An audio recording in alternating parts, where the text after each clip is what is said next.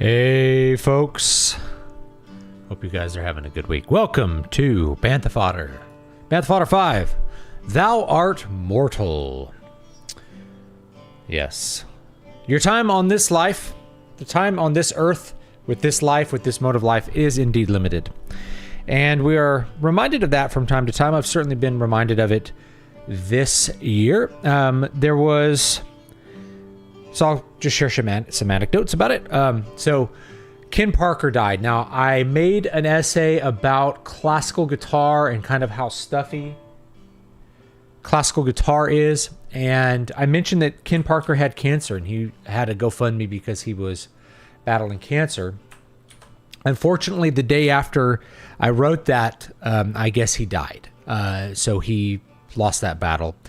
He had made a video shortly before his death explaining that he could no longer work. He no longer had the use of one of his arms because of the treatment and the progress of the disease, and he had kind of left things to an apprentice, and so he was stepping back from building guitars. If you don't know who Ken Parker was, he was probably, I'm going to say he's one of the two most important and innovative guitar builders post Leo Fender. So Leo Fender is like the giant of 20th century guitar building. Not really a player himself, but an absolutely genius talent as far as thinking about how to make an instrument and make it better and make it affordable in a lot of ways. A lot of the reasons that I think guitars are affordable is because of the way that Leo Fender set about developing his guitars, where you make the neck and the body separately and you screw them together, which is actually a really good way to bind a neck and a body, believe it or not. It's a very secure way to bind them together. And it's a little bit easier than gluing them. So you're able to get a guitar relatively inexpensively made. That's pretty cool, especially for electric guitar and all of his other innovations. After Leo Fender and guys maybe like Ted McCarty, who worked for Gibson, you have a lot of variations on that theme until you get to the 80s and you get guys like Ned Steinberger and Ken Parker. And those are the two giants of guitar building, I think, post Leo Fender. And Ken Parker, if you don't know anything about his guitars, he founded the Parker Guitar Company. I have a Parker right here. I'll show it to you in a second. It's an absolutely fantastic guitar. One of the best that I've ever owned. One of the most unique instruments you can buy is the Parker Fly. And he started the Parker Guitar Company up with Larry Fishman, who does Fishman-Fluence pickups. And Larry Fishman, of course, at that point specialized in acoustic guitar pickups. And so the guitar has piezo pickups on the saddles that can make the instrument sound like an acoustic guitar or a blend of all of these different tones. It was really fantastic, extremely innovative. There's other things about the guitar that are really special. The fact that it's made with space-age materials. It's made with carbon fiber, which gives it a really, really rigid... the outside, it's actually a wood guitar, but it's made on the outside with carbon fiber, which makes it very rigid. I'll show you the neck joint. There is no neck joint. The neck kind of flows into the body. Really, really incredibly innovative design. You can see it right here behind me. That's my green Parker Fly, my beloved Parker guitar. Eventually, he sold that company because he had overseen every guitar or built it, and that includes this one. Mine's one of the classic ones. There were some revisions in the 2000s. They're still good instruments made in the spirit of what Ken Parker did in the 90s, but I don't know, most of the people I talk to who know it, what they want is the 1990s ones. They want the old pre-refined ones, the ones that Ken made himself or oversaw. They have DiMarzio pickups, so you have really the three giants of electric guitar all collaborating in a way for this. You have Larry DiMarzio, who made the pickups. You have Larry Fishman, who designed the acoustic guitar pickups and the electronics in it. And then you have Ken Parker, who designed the body, designed the neck. It's really interesting. It has stainless steel frets back before anyone did stainless steel frets. It's a really, really cool guitar. After he quit doing the Parker Flies because he was like, we just couldn't find a way to make money on them. People weren't buying them. And I think they were too good for the time. They came out in the 90s when people were starting to buy a lot more like classic looking guitars again. Most of the people I knew in the 90s were buying guitars. They were buying Gibsons and Fenders. They wanted stuff that was like they're heroes from the 60s and 70s, maybe the 80s. There was guys still buying like Jackson guitars and stuff. But you had this resurgence in the 90s of like alternative artists basically playing classic electric guitars. They played Gibsons. Soundgarden, they played Guild and Gibson guitars. You had Nirvana played Fender guitars, right? So you had this kind of resurgence of these classic brands in the 90s. And so this hyper-advanced, space-aged, super shredder, chameleon, do-everything machine didn't have quite as much a market, I think, as people. Now they've come back around. People come back to realize like how good this guitar was. And in fact, I think it's one of the most influential guitar designs that you'll find, because if you're like, well, I want to have all the options of a Parker Fly, but I can't afford one, or I can't get my hands on one. They're just not around.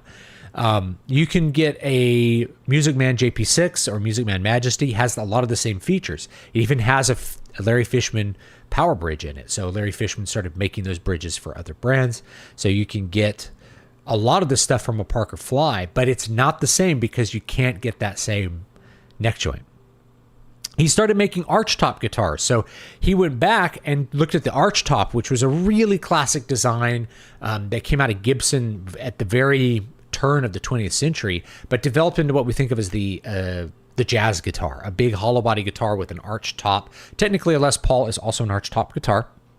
But he went back to making arch tops, which can be a very intensive, labor-intensive task if you're making them as true arch tops. If you're buying, most arch tops are not carved arch tops. They are plywood, like you would have for a drum shell. There's plies of wood, so it's just like a drum shell, and they are laminated into the shape and then given some bracing to keep them nice and rigid. So if you're buying something by like Gretsch, or any of the other kind of hollow body brands, chances are you're not getting a carved archtop guitar the way that Ken would make them. Rather, you're going to be getting a laminate guitar. They still sound good, and they're very rigid, and I think they have a really good acoustic quality, but they're a lot cheaper and easier to make than something where you are going to be carving out that top to make it appropriately thin. So he went to that, and of course he applied his innovative spirit to the arch top as well. And so if you look at some of his arch tops, maybe I can show you a picture of him holding one. They're really quite interesting, because they notice you have a sound hole at the top. You don't need a sound hole in the regular positions. You don't need F holes in a normal place or a central sound hole. In fact, a lot of makers that I've talked to said it's better if the sound hole's away from the strings, because this column of air won't disturb the resonance of the strings. When you have the column of air resonating through the strings, that is going to have a different effect on the tone and the acoustics of the instrument, especially the sustain. It disrupts some of the energy of the strings. But if you put the sound hole away, like I've seen some guitars that have sound holes here, you can even put portholes in the guitar. So this is a thing with classical guitars. They'd put holes in the top bouts of the guitar so that the columns of air can move freely through it, rather than the column going in and out. It's moving kind of through the entire instrument, just like a violin has two F holes. So this is interesting, but there's actually a little adjustment on the neck where you can change the action of the guitar without having to retune it. So you could change the action on the fly by basically turning this little thing, and it brings the whole fingerboard up and down. Let me grab my fly. The Parker Fly has a truss rod in it, but Ken actually did not design it to be used. And he didn't design the guitar to need, so he didn't design the guitar to need a truss rod, but they put one in just so that players would feel more secure, that like they could adjust the neck later on. Contrary to popular belief, you don't always need a truss rod in a guitar. None of my classical guitars have truss rods. None of them. Actually, that's not true. My Robert Godin has a truss rod in it, but I've never had to turn it, and I've never had to adjust the action on it either in any way. So you could adjust the action on this guitar without having to retune it, because it would move the whole thing up and down. Very interesting. So really, really fantastic instruments. They are expensive though. So if you're trying to find one now, expect to spend about $30,000. Now that he's passed away, they may go for more because you can't get him anymore. Now he does have an apprentice that maybe will carry on that tradition, and that would be something I'd be looking forward to. here's the thing, right? His sickness and death came out of left field for me and like really affected me because I just assumed that this guy would go on like building great guitars. He was in his 70s, but he seemed to really be enjoying what he did. He had a huge passion for it. He made a lot of videos on YouTube about his approach to making guitars. And you just didn't expect him to go, I'm really sick with cancer. And like, okay, maybe we can help you. And then to have passed away so quickly after that. I mean, it was like, it's shocking. So, thou art mortal. We're here for a limited time. He had cancer for, I guess, about 2 years. And it made me think that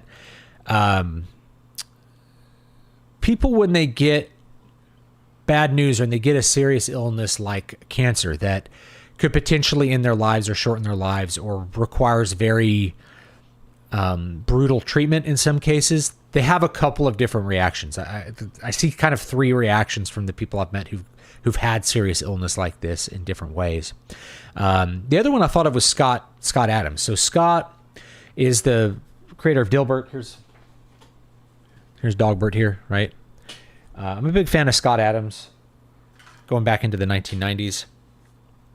My late father-in-law, who died this year, this is from his office. So he was a big fan of Dilbert as well.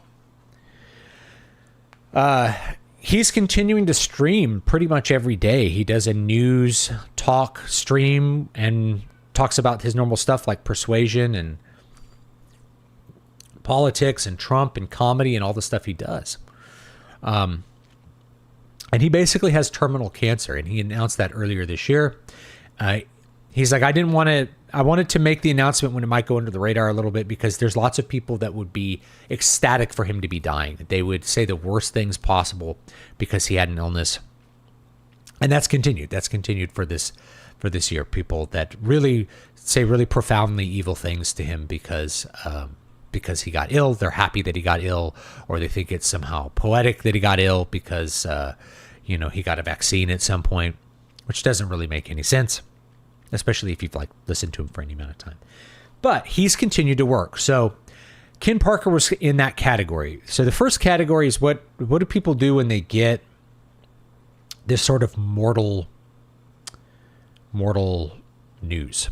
Well, the first thing that they do is they can just continue doing what they're doing.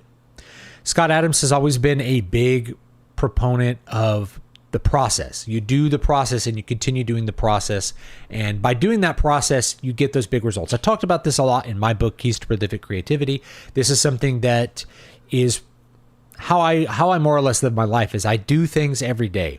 You work out every day, you write every day, you practice every day. And then at the end of that are all these products that come out of that. And if you're having trouble doing the thing today, you could just think of the result of it. It's like it's hard to lift weights, but you think about, I'm getting stronger. This is me getting stronger. Or it's hard to diet, right? And it's like me choosing the salad, I'm choosing to be leaner. I'm choosing to not get fatter even, right? I'm choosing something positive that will have a result that I like. And it's the same thing with working. You choose to sit down and write. That is producing a result that you like. I am writing a book. There will be a book. I'm making my goals. I'm realizing my goals. You just go back to the big picture. Steve Vai also talked about this. He had a great little spiel where he talked about, set time aside, practice, and, start by visualizing yourself at the end point. I'm playing this piece beautifully. I'm playing it wonderfully. I'm playing it perfectly. I'm in front of people. They're enjoying it. And that's your vision. And if you have trouble practicing, you just remember, I'm achieving that vision. I'm not just getting my guitar out and making noise. I'm doing that. But I'm just doing the first step of the quest. I'm achieving my goals, but just part of them right now, and that's okay. That also helps you to keep it in line. Like, man, I just wasn't productive today. It's like you were, but maybe you weren't. Maybe you could be more productive, but it wasn't like you did zero, right? You tried to achieve your goals, and maybe the practice session didn't work out today. Maybe you feel like you just didn't improve the way you wanted to, or you didn't have enough time. It's okay because there's tomorrow. You're going to practice tomorrow. It's not like today's the last day you get to practice. So first category of people who get illness are people who continue with their work. And I feel like that they're people who they have a spiritual connection to their work. They feel like their work is important somehow.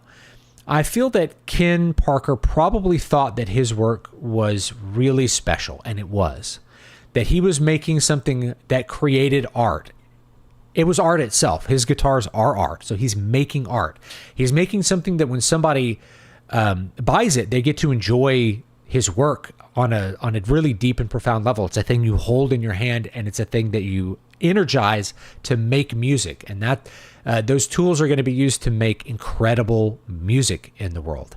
That is a really good feeling. That's like a mission, that's a purpose to what you're doing. And I could see that with Scott Adams, is that there's a purpose to what he's doing. It's not just we continue the process, but it's like I'm continuing this process and it's doing things that are good, and I matter, I matter on some level. So the thing that I've noticed from people who have sustained, maybe lived with a really debilitating illness for a long time too. Think of Stephen Hawking, who lived much longer than he was supposed to live with ALS. He had some sort of purpose, right? He was working, he had thoughts, he had things he wanted to do that kind of kept him in the game, kept him living. So I think the psychological part actually matters a lot to your health. I don't think we're a mind in a body, or our mind is separate from our body. We're all one thing. We're a completely integrated set of phenomenons. We're animated. And so our desire to live, our desire to do will help us to continue. Not forever, right? Because our bodies do have limitations and we are still subject to illness. But you'll find that those people who have a purpose tend to live longer. And I can think on the flip side, like my grandfather, he died of pancreatic cancer within a week of diagnosis. He just gave up. That was what my dad said. It was like, yeah, my dad just gave up. He just got the diagnosis. His energy deflated. He had no reason to live, and then he died. Sucks, right? Maybe I feel that a little bit with my father-in-law, is that he just kind of gave up at the end, and that was okay. We'd had this thing where, like, every so often he'd be in the emergency room pretty regularly, and it was like, I know one of these times it's a one-way trip. I know one of these times when the ambulance comes to get him, he won't be coming back, and that was that last time. But he seemed to always be better at putting himself together when he was working, and then when he stopped working, that's when his health started to really decline. It's really interesting. So anyway, that's first category. It's those people who work. Right? This is people who they have a purpose to continue doing it. And so they're already in their purpose and they just continue forward. You just keep doing it. Right? Category 2 are people who basically go into shock and die, like my grandpa presumably did. I wasn't around for him to die. I think I was like a baby at the time. I have no memory of my father's father at all. I don't even know if he ever met me. If he didn't die before me, I'm trying to remember when he died, but he wasn't present in my life. My grandmother was, but I don't really have a good memory of her because she died when I was very little too. But anyway, that's neither here nor there. So there's people who just collapse. So there was this thing where Neil Peart's wife got cancer and she just gave up and died really quickly. And that's what Neil said. It's she just gave up. She just was out of it. It's she died of grief. Because I think his daughter had died or something in a terrible accident. So he wrote this book, Get on the Road. He just went and traveled the roads on a motorcycle for a couple of years. So yeah, there's people who just get into shock. They just don't do anything. And if you can imagine the plane starts going down, what do people do? There's people who start saying their prayers because what are they doing? I need to get right with God. I need to finish up this life. I'm going to say my prayers. I'm going to ask for whatever needs to be asked for before we die. There's people who just are in shock and do nothing. And then there's people who, maybe you've heard the joke before. Anyway, the third category is people who embrace hedonism. And I think this category is actually very small because this is more the realm of people who do thought experiments. They think of things. They think of things that are going to be. It's if I had cancer, how would I react? And it's a thought experiment because they don't have cancer. They think, oh, well, I'm going to if I got diagnosed with cancer, I'd go on these trips and I'd see the world and I'd go sleep with hookers or whatever they're going to do a bunch of blow and hang out with hookers. They imagine they're going to, because they're leaving this life, that they're just going to have as much sensory input that's good as possible before they die. I actually have never met someone who got seriously ill and did anything like that. And I've met people who've had cancer, died of cancer, never met a single person who was like that. This seems to be in the realm of the thought experiment more than reality. But maybe you've met someone that thought like this, where it's like, if I were going to die, you know, if you got that news, like you're really ill and there's a very good chance you'll be dead next year, that may make you realign your priorities to be like, okay, there's certain things I have to get done before I go. Maybe you'd be like, well, I'm just going to stop working and play World of Warcraft until I die. I don't know too many people who do that, because the World of Warcraft is the relief from the work that you're doing, right? Leisure is the opposite of work in some ways. It's our relief from our work. So declaring constant leisure until you die, it's not what most people end up choosing. They start thinking about, okay, well, I need to prepare to serve my family. And I think that might be what Ken was doing, was like he kept working until he really couldn't work anymore to try to pay off his medical debt. He had huge medical debt, but also, you know, he's an independent craftsman. He's an independent maker, right? When you're an entrepreneur, there's not a lot of safety nets for bad things like this when they happen. You can buy insurance and yada, yada, but there's not a whole lot of safety net for how that's going to happen. Instead, I'm really sorry for the leaf blower. This is my autistic neighbor. So his dad gives him a leaf blower, and he likes to go blow off everybody's yard and driveway. He likes to do that. He likes to take care of people in the neighborhood. So he's leaf blowing right outside. So if you hear this in my microphone, that's nothing that you need to worry about. That's just his thing. But it does disrupt my thought to have like in the middle of it. So yeah, that third category of people who embrace hedonism and they decide, yeah, I'm gonna play video games until I'm gone. None of those reactions I think are bad, right? To like look at mortality. And I think it can be a good thought experiment. It's like, if I told you, you know, if I could give you back your youth, what would you do? Well, there's so much you could do, you know? If you imagine you're 75 and you're magically transported back into your body today, presuming most of you watching are on the younger side, it's like, what would you do? Well, you would just feel like incredible. You would be like, okay, I'm not in pain anymore. I have energy. I have purpose. I have things in front of me. The fact is, most of what we do in life is planning for the future. It's creating things that are for tomorrow, not for enjoyment of today. But it's okay. I know that sometimes if we're hard workers like I am, I know I will stop occasionally and be like, I'm just working too much. I am not enjoying the fruits of my labor, and I'm not enjoying any leisure whatsoever. And I know if I get into that mode, it's going to be bad. So part of my process is enjoying things every day, playing a game, reading, spending time with my kids. It's all really, really important to me. So I do that every single day. So if I were to get like a terminal diagnosis, it might make me realign a couple things and think about like, what do I really need to get done before I die, and what's going to provide for my family before I die. And, you know, but it may also make me be like, okay, I need to make sure that I have the things which are the fruits of life too, that I'm not ignoring the fruits of life because, I'm going to lose them. Right.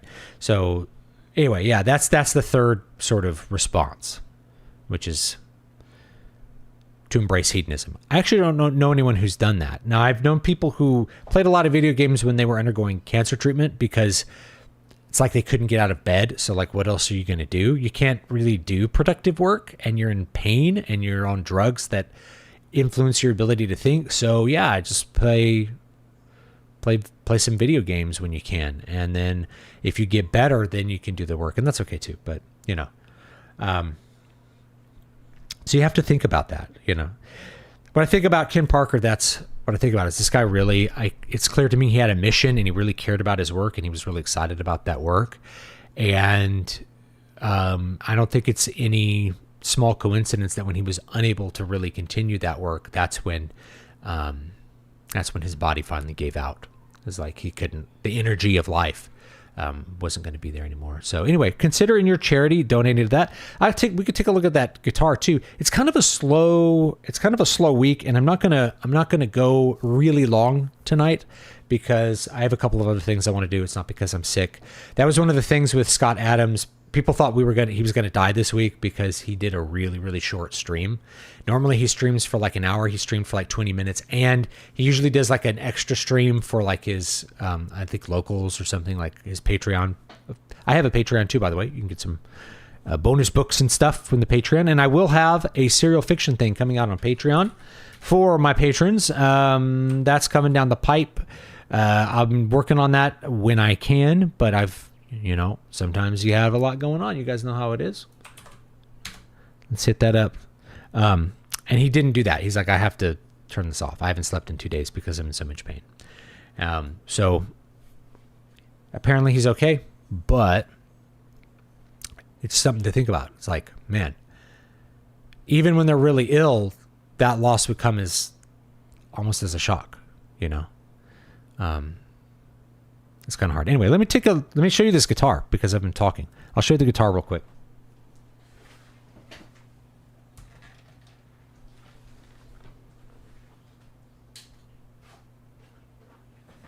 We'll plug it in too. Let's see here. Get in there. Hold on. There it goes. Get in there. Okay. We'll plug it in a second here. Let me show you the guitar so you can see it. And it's beautiful, sparkly green. Now you can, on stage, this is really green. It's like a really beautiful, sparkly green. And then my bright orange, it's actually a Fender strap, but like that bright orange strap, I think looks really great with it. So you have this fingerboard here. These are stainless steel frets. You never have to do anything with them, zero maintenance. They're glued on because the neck is wrapped in carbon fiber. You have these are Spurzl locking tuners. He didn't make that hardware. What's really cool, maybe you can see this, is there's no neck joint. The neck flows into the body.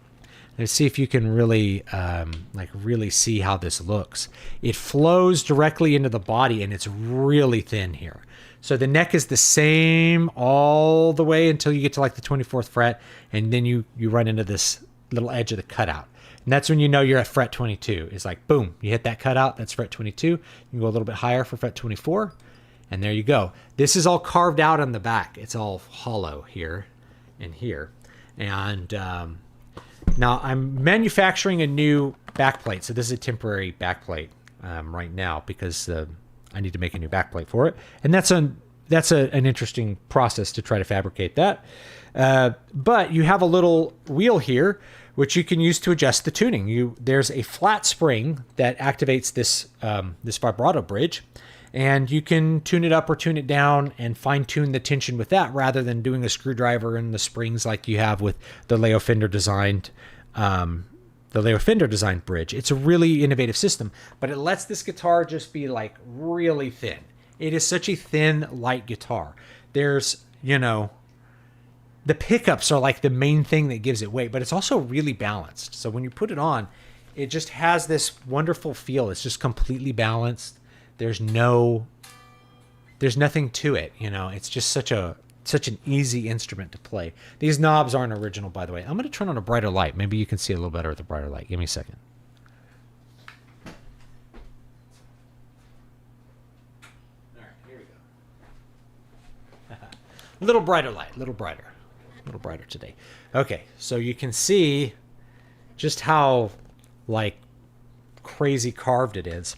It has a Larry Fishman designed acoustic guitar pickup in the saddles. Really, really cool.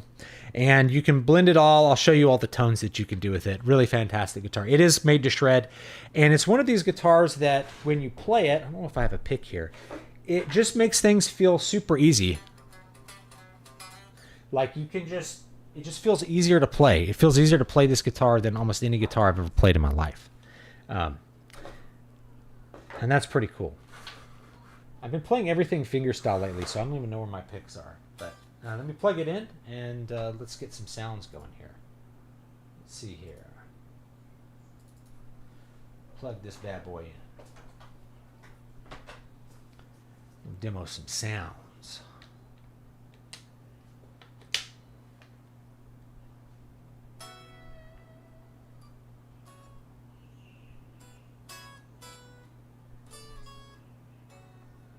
All right.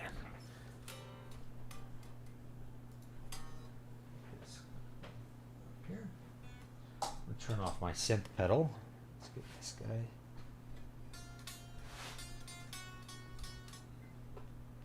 See if we got everything here. Oh, maybe I don't have that. Oh, that's why.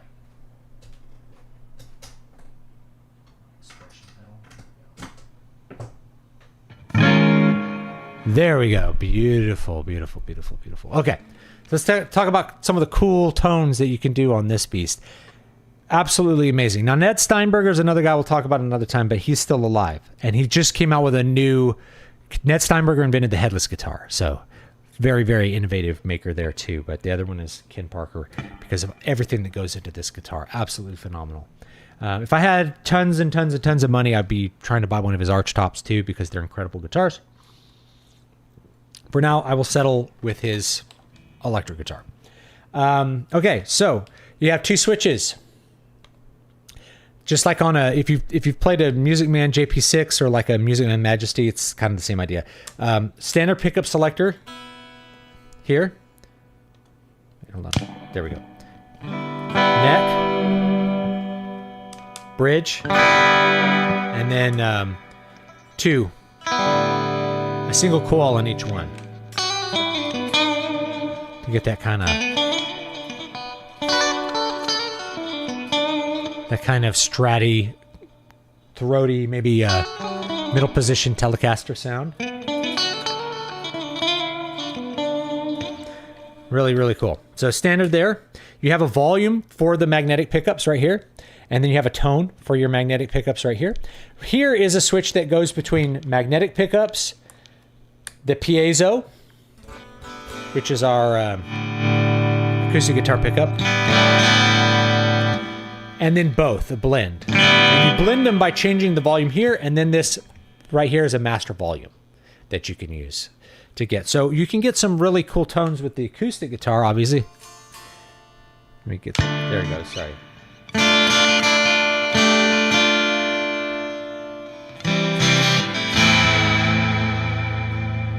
Here, I have one that's set up just for acoustic guitar.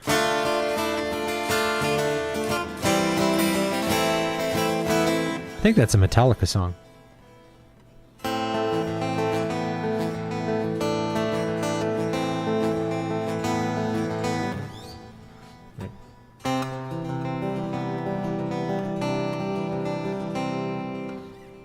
Yeah? Okay. You can get some cool acoustic guitar sounds there. Or you can get a really cool blend of these. So I'm going to have it in the middle position here.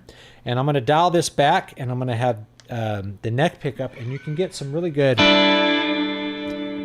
very arch top kind of sounds.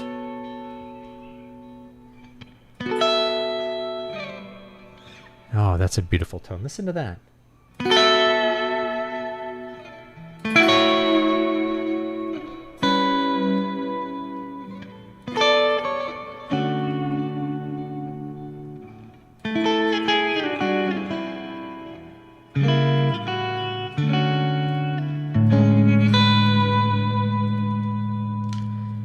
Getting some popping. I don't know if you're getting popping on your end. But that's some errors in the DAW.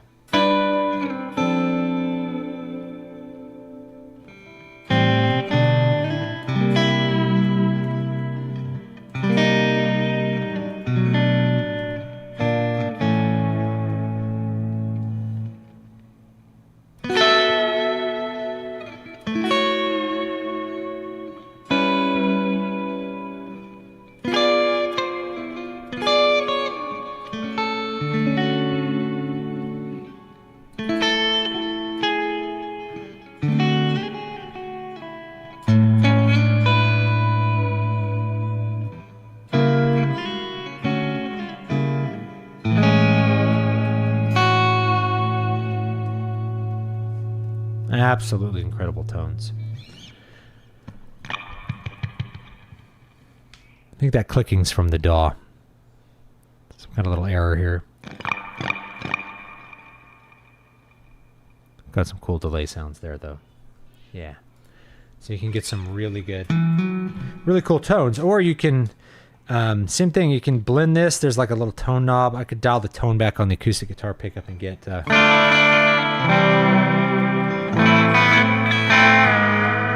some cool surf sounds.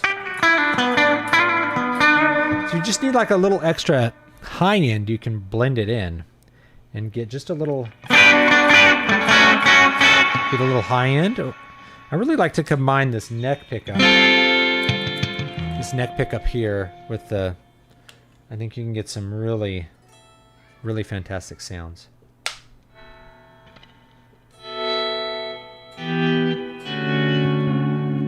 Let's get that on a... Let's get that on a swell patch here. This sounds cool.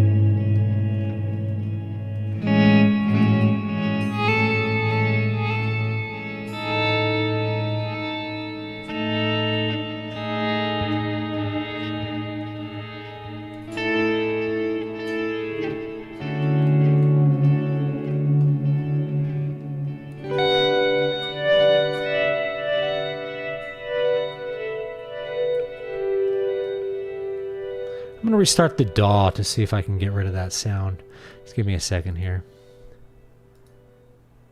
Kill the sound. But anyway, beautiful guitar, really special guitar. Unfortunately, they don't make them anymore. So I don't know if anyone will ever revive the brand or revive the design. I think it's one of the best electric guitar designs of all time. Came out way back in 1993. This one's from 1997. So we're coming up on 30 years. We're close to 30 years of this guitar here being old, I guess. Very, very cool, though, that there hasn't been something that in terms of this ergonomics and the look, it just hasn't been equaled. Really amazing when I think about it. All right, let me ask the chat. Let's take a look at the chat. Let's see what we got here. Hey, David, have you read any of the Thomas Covenant books? If so, thoughts? I have videos on those. So, yes. I won't give the thoughts here because I have videos on them. Okay. Yeah, I never seen such unique design as when you first showed us the Parker Fly. Huh? Well, plugged. I need to maybe make sure that jack hasn't worn out over the years. You can also run this in stereo, by the way. Very cool. You can use a stereo splitter and run your acoustic guitar pickup to a different amp or a different input on your amp to different effects or whatever you want. And you can do it in stereo. So really, really very practically useful so that you're not running, for instance, if you really want the sound of that acoustic guitar, you can run it not through your regular rig. You can run it through like a different rig to get that acoustic guitar sound. There, you got rid of the...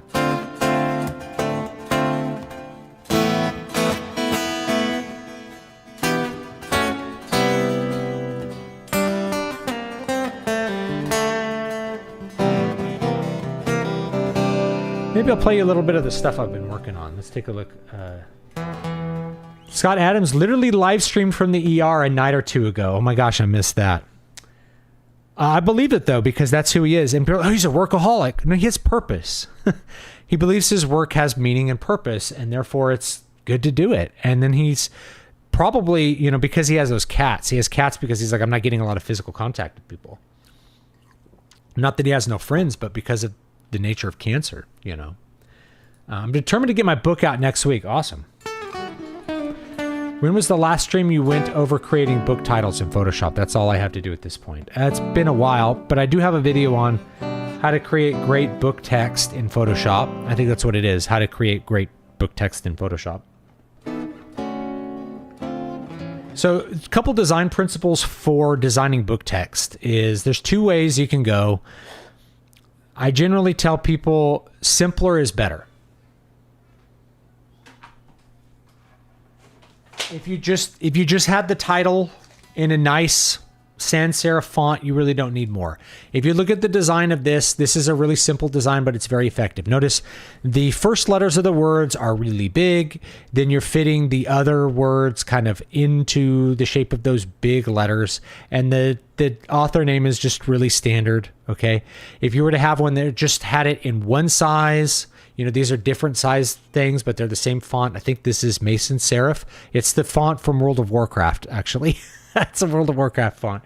But it's a good looking font, and so, you know, I used it. Let's see if I have a simpler one.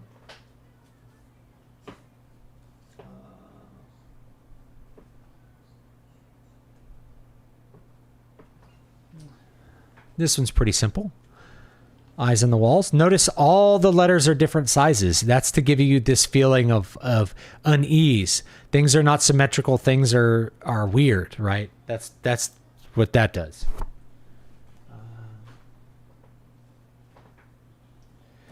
Afterglow, everything is one size. And I just put a little blur around it. Everything, I didn't do any different size letters or whatever. It's just, this is Industry Ink. I don't remember what font. Might be Futura. You can just use Futura for like sci-fi and nonfiction, and use something like Perpetua is free, and it's a really good fantasy font. So is Cinzel, but Cinzel's way overused, and most people use Cinzel Decorative really terribly. They like make every letter have a swoosh on it, and it just looks like crap. I have a Cinzel example somewhere. I'm sure I do. I think technically this is Cinzel. So this is Cinzel Decorative. Most people's, if they did Cinzel Decorative, it would look like crap. Notice we have C and S are big. The T on T is bigger than the rest of the letters. Okay. The of is smaller and the of is bold. Everything else is not bold. It is like normal font. Okay. The lens flares, the little flashy bits on the city, those are just lens flares that I rendered and rendered them on a black, just like a black image, and then set it to screen, and then it, or I did some with screen and some with color dodge to just get this effect of like something reflecting off of the letters. And then otherwise it's Cinzel. Only a couple of the letters are uppercase to give that swooshy look. Okay, you don't want to do too many of the swooshies or it starts to look really bad. So you just want to do a little bit of the swooshies, just a little bit of swooshies, and you're good. Okay.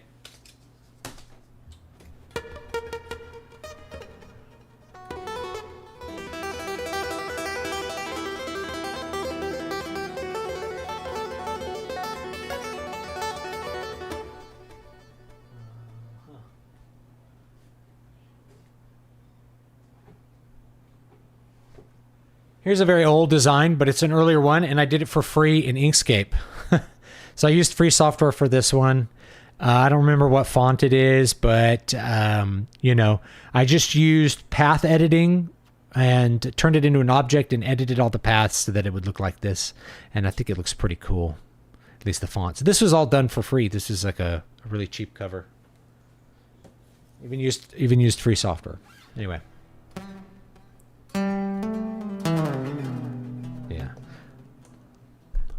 For aesthetics, do you prefer lighter guitars? I know with books I prefer when they feel hefty in my hands. So lighter guitars are great because if you're gigging, trust me, the Les Paul, it's gonna feel heavy by the end of the night. I have a Les Paul, it's heavy, it feels heavy after a while. You can mitigate it with a larger strap. It actually will keep your posture good. So to me, a 10-pound guitar, it doesn't bother me. I was a tuba player forever, so heavy instruments have never bothered me that much, but you're going to feel it more than you will with like this guitar's maybe 5 pounds. It's very light.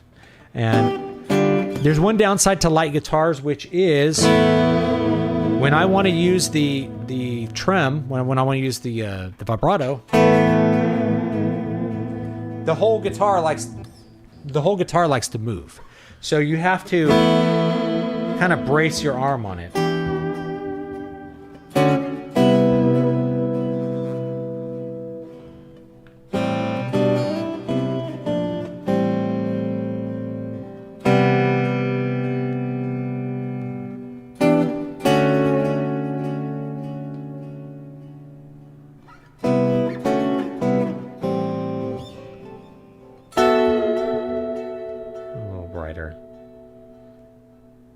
Yeah, okay.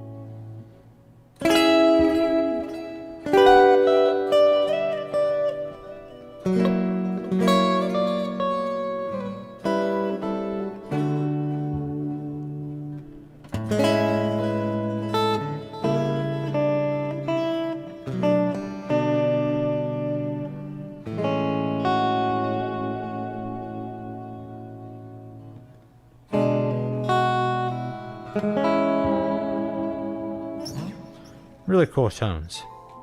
That's another. I could play you a little bit of something else. With the acoustic pickup in there, you probably could just have that guitar and be set forever. Yeah. There's been guys who switched to playing. There's a version of this out there called the Concert that's just set up for playing acoustic guitar, and it sounds amazing plugged in. It's like a Godin, you know, but with all the space age stuff, so it's super light.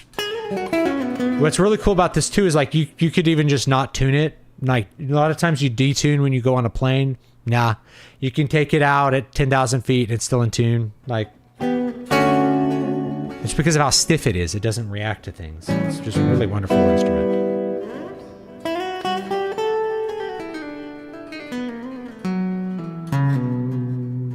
Random thought, but not looking forward to the day old billionaires start crashing out when they realize no amount of money will stave off the inevitability of death. Yeah, that's the Brian Johnson thing, but I think Brian Johnson has a somewhat good mindset about it, which is like, I'm choosing my health. I'm choosing to be healthy. And I think that makes a difference versus like, I'm trying to avoid dying, but that is what he's doing. Sorry if I'm derailing, but I'm new. I saw your stay in your lane video after it was in my recommended and resonated with me. I'm in a similar creative situation. Just want to say thank you. Well, you're welcome. Maybe we could play some new material that I've been working on. Some of the solo material. It's not all done, but it's interesting. I'd probably play it with this tone. I like this tone for it. Like right here.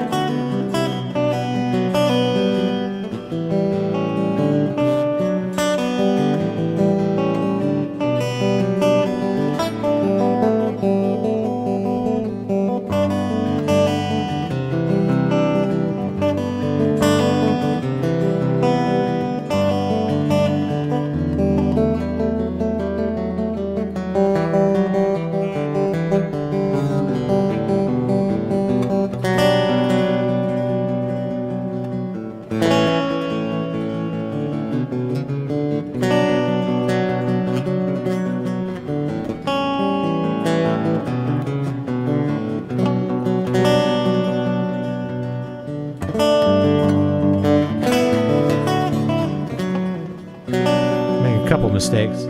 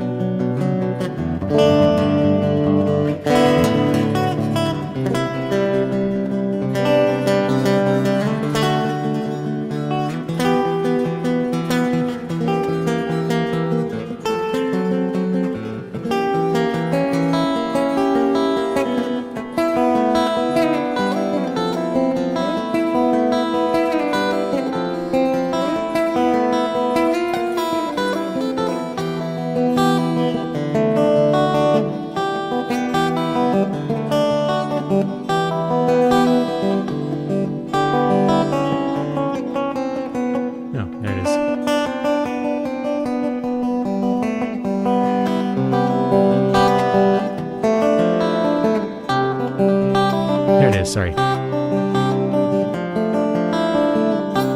Trying to remember everything.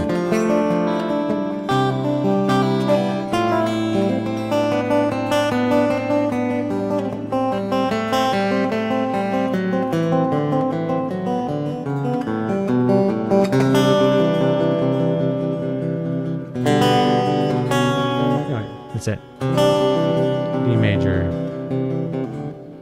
Right here.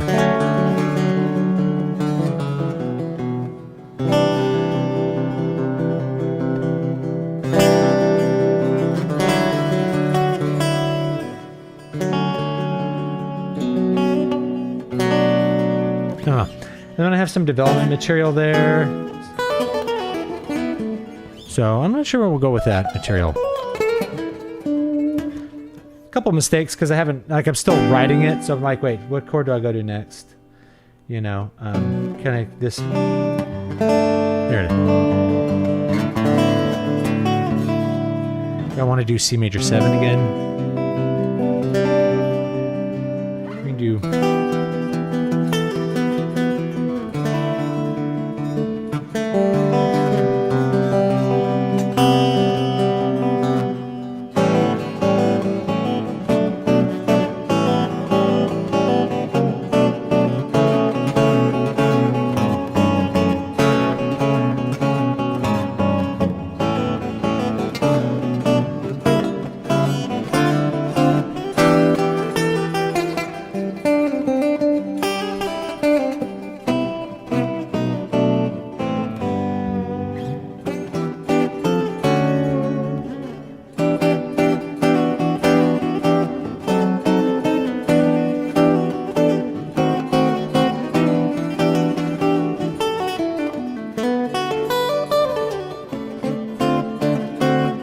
D major. Do this and then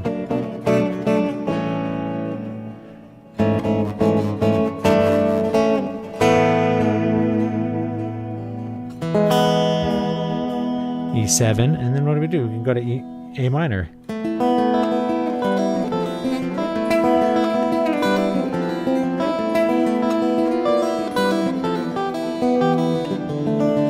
I kind of want to speed the whole thing up. I want it to feel really allegro. I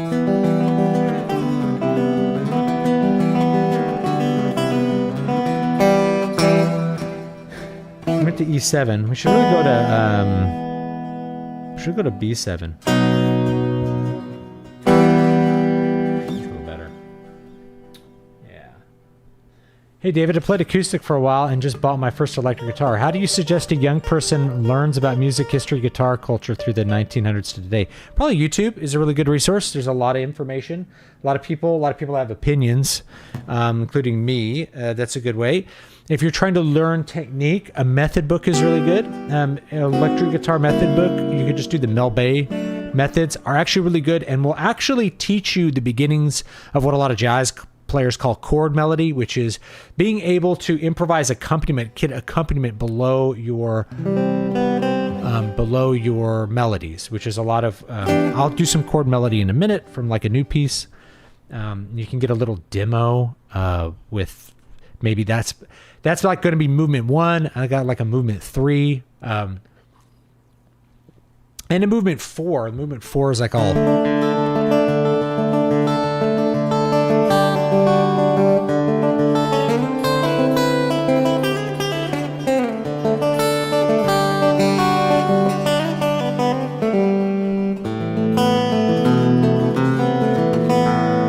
Yeah, some stuff like that.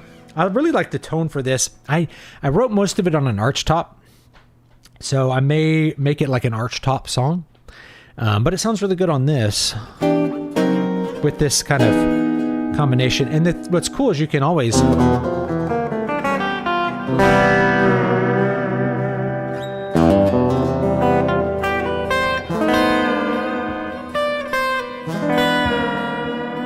I'm actually blowing up my interface because this guitar has so much output on it. That's Hitor Villalobos right there. Right. But yeah, I can get some really good sounds here. Make movement 2 be some I came up with this the other day after I found out Ken died, so it just made me think of him.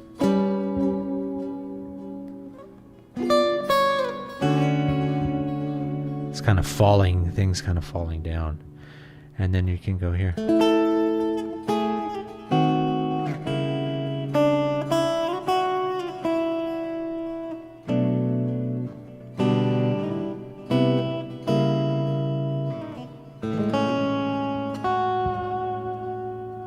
We can do the same thing. Need to go to E instead of A.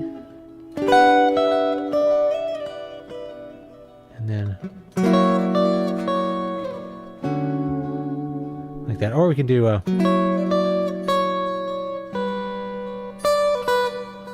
little extra in there.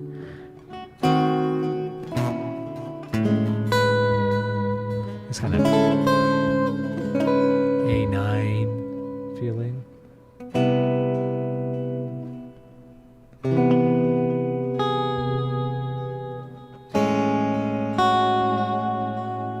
We can actually do something really weird here too. We can do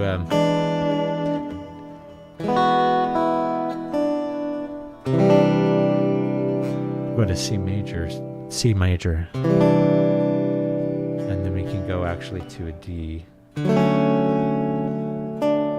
major 7, A minor, E minor.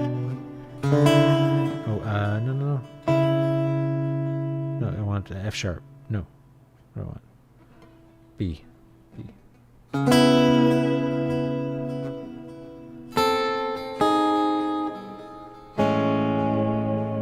Back to A.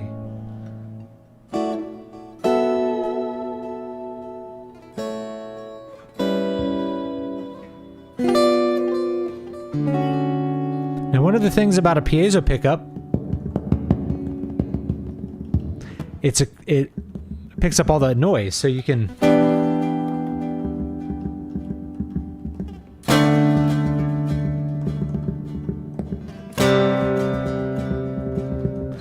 add in some stuff like that, do something really weird. I was going to do another movement that incorporated some of these swells.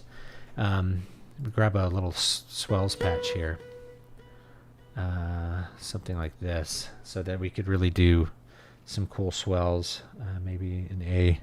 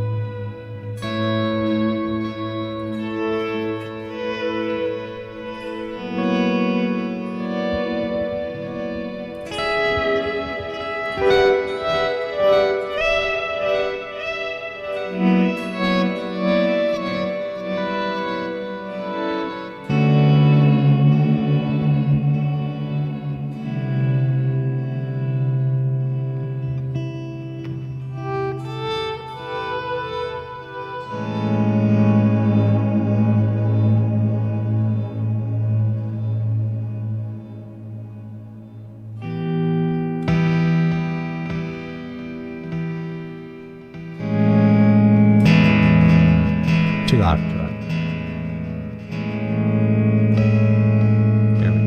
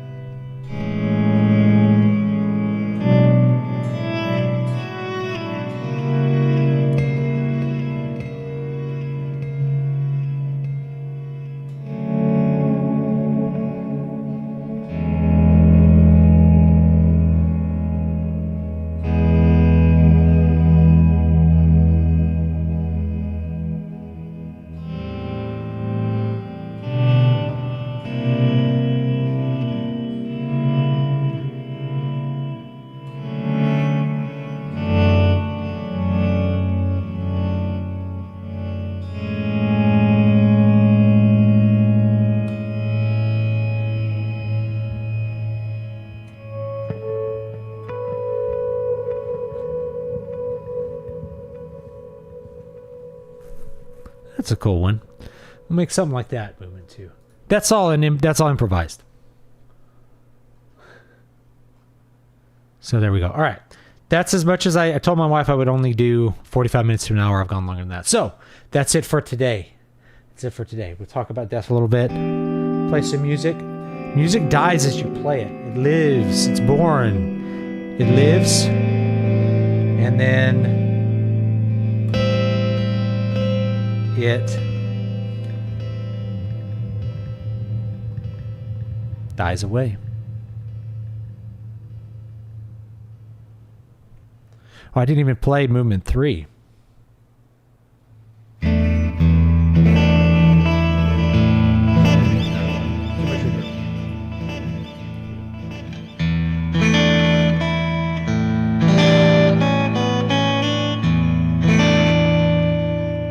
Let's get this.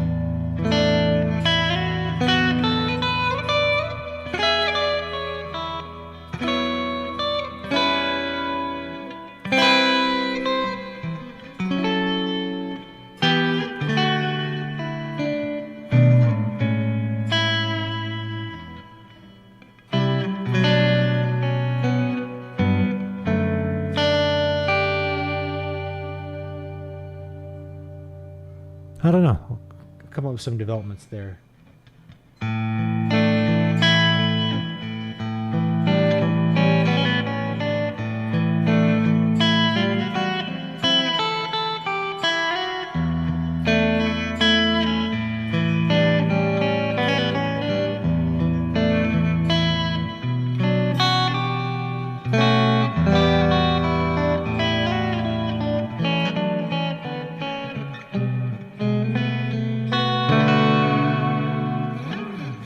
Anyway, I'll come up with some stuff there. Little preview of what's going on later. So I think that's it for today. I'll check you all next time. Not too much other news to talk about this week anyway, so,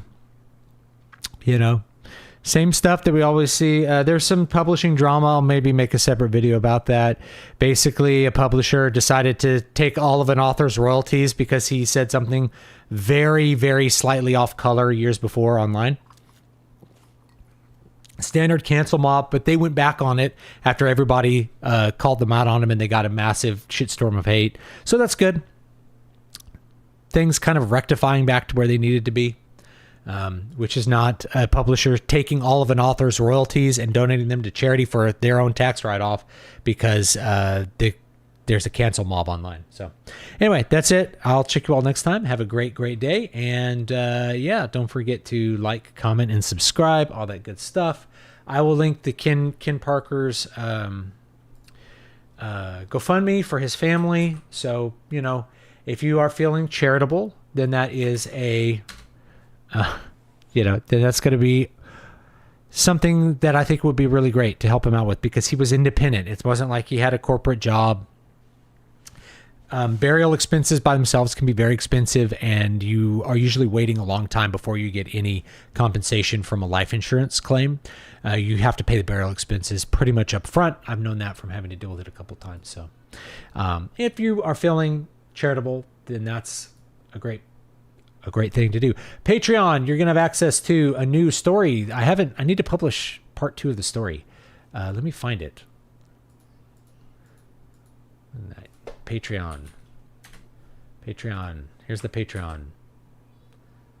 Check it out. And then, of course, I'll maybe start recording some of this stuff, and you can get the beta version of the Sonata for electric guitar. And maybe I'll play for you a little bit as we say farewell. I'll play some of that movement again, and you can enjoy it and kind of see what's going to go on, what's coming down the pipe in terms of music stuff, which is going to be different from the super ambient stuff that I've been doing before. Okay, so have a great one, and I'll see you all next time.